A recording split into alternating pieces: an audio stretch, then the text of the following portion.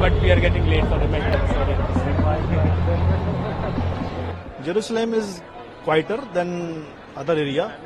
Border area में थोड़ा ज्यादा प्रॉब्लम है, बट पहले दिन सैटरडे को वहां पे थोड़ा रॉकेट्स लॉन्च करे थे उन्होंने जेरूसलम में, तो 7-8 बार सायरन बजा था, बट उसके बाद it was quieter.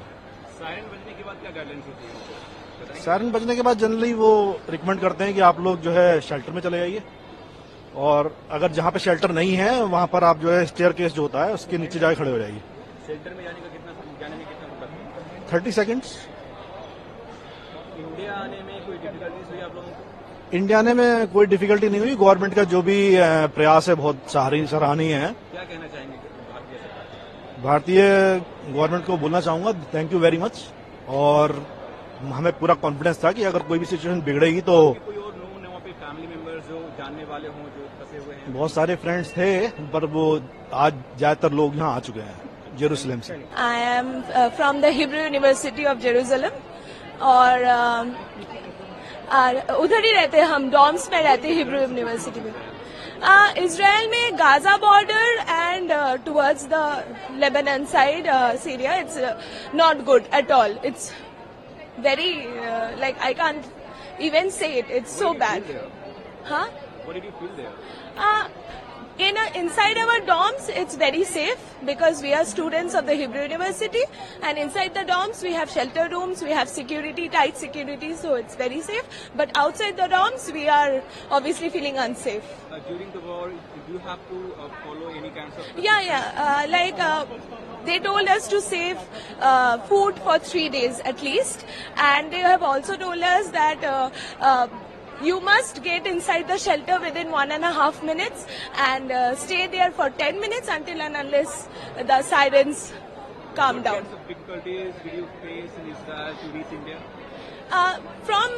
I didn't face any kind of difficulty to reach India because our government has helped a lot, and Modi government has done a wonderful job. Like we registered in a day and we just got out in 2 days. So Eventually, what you want to say to Indian government? India has always been good supporter of Israel, and so our Indian government has done a fantastic job. There are still students there, and they are trying to bring out as much students possible. सारे लोग evacuate हो चुके हैं, specially border से.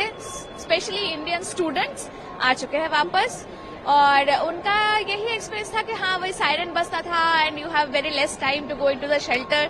Border में ज्यादा problem है, तो हम लोग सेंटर से है तो इतना ज्यादा इशू नहीं है, पर बॉर्डर में बहुत ज्यादा थोड़ा सा प्रॉब्लम है. क्या क्या डिफिकल्टीज हुई आपको? इंडिया आने में कोई डिफिकल्टी नहीं हुई, एंड हैट्स ऑफ. मैं बहुत अच्छा सिस्टम है, बहुत अच्छे से इन्होंने मैनेज किया है. इतने सारे स्टूडेंट्स को एक साथ लेके आना, इट्स रियली हैट्स ऑफ, बहुत अच्छा है. इंडियन गवर्नमेंट को क्या बोलना चाहोगे? इवेंचुअली मैं बहुत तहे दिल से धन्यवाद करना चाहती हूँ कि इस मिशन के लिए. It's really great. तेल अवीव यूनिवर्सिटी में थी लास्ट 2 साल से.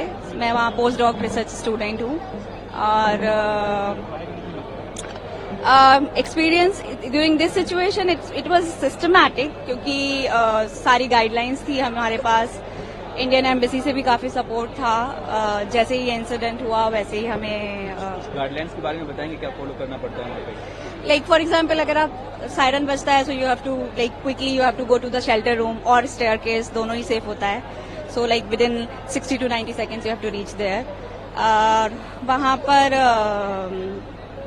10 मिनट्स तक हमें स्टे करना पड़ता है. अगर फर्दर गाइडलाइंस आती है then you have to stay longer, otherwise 10 minutes में आप बाहर आ सकते हो.